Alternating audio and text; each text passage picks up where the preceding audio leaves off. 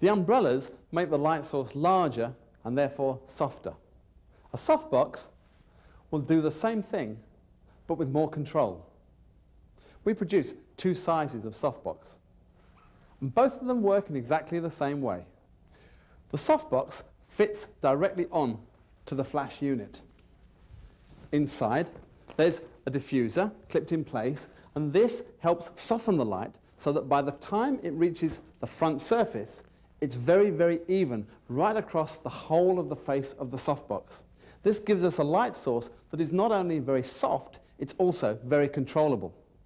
Let's go into the studio now and see what you can do, again with just 3 lights, 2 with softboxes and 1 with an umbrella, in a modern, high-fashion portrait situation.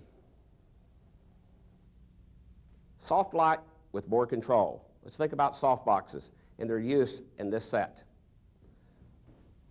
We have a smaller one here to provide texture in the background and a kick light on our subject. A larger one for a main light. Once again, control. Note how we're using it parallel to the subject. We are creating a window effect. And then a third soft light, the white umbrella, for a fill.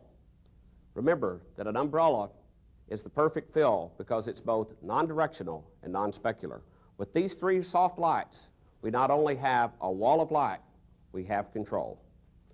Let's analyze each light individually, starting with the smaller softbox. It's our texture light, it's our kick light. It's in very close to the wall hanging. It's going to cause us a little problem. The distance here versus the distance here is too great. If we take a little study in the inverse square law, we'll realize that light falls off to the square of the distance. We are in here at f16.5. On the opposite side of the wall hanging, we're at f8.0, 2.5 stops difference from one side to the other.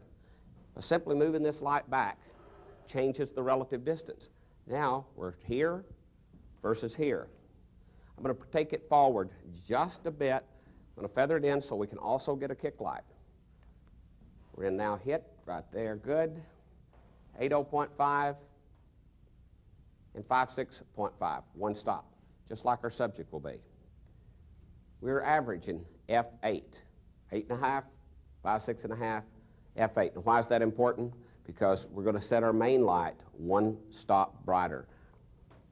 If we have a light kicking from behind, we want it to be one stop less than the main light source. If we want to add just a little more depth here, we can keep it down one stop. So if we looked at an average room brightness and we had a subject here and it looked good and the background looked good and they were both, say, F11, then they would appear in the photograph exactly the way they seem in just broad room light.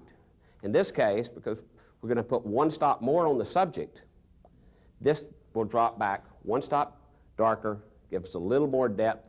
It'll separate from the subject a little bit better.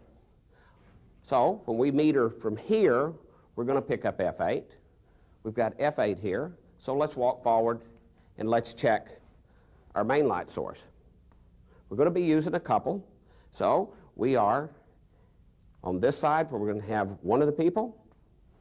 We're at 11.3, and here the other person is 80.9, and that's fine. We'll shoot at F11. Remember that the camera is set to the exposure of the main light. So we're going to be photographing at F11.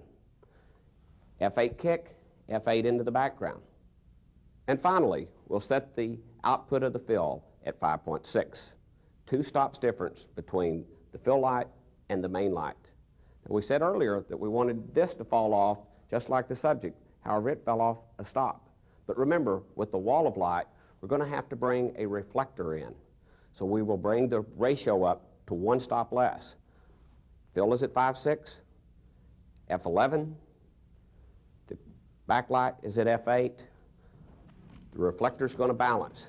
Then note that we're bringing the reflector forward. It's catching both the fill and the front edge of the main, returning them to the subject. Let's analyze each light as it falls on our models. First, we'll start with the smaller softbox, the texture light, the hair light, the kick light on the man. Next, we will add our fill to put a base of illumination. To get that third dimension, let's have our main light. The pose is great, close up and 3/4. Let's look at it a little bit different. Melissa, can you break loose just a bit there? I want you to come around on the other shoulder, right around there. Good. Now, Melissa, I'm going to have to bring you forward till you feel this main light in your face, and chin down just a little bit more, and snuggle up. Can you wrap in there a little bit more? That's perfect. I'm going to tip your head over to here, right into there. Good. Just come right in there, snuggle up close to him, chin up, right into there. Now we can do one kind of a soft smile like that, and a big bright one right into there. Great. So we've got two totally different poses, just by changing the sides. We note that we did not have to change the lighting. We left it exactly the same. We posed in to the light. Melissa, what I want you to do is let go of him just a moment. Jeremy, I'm going to keep you in your seat.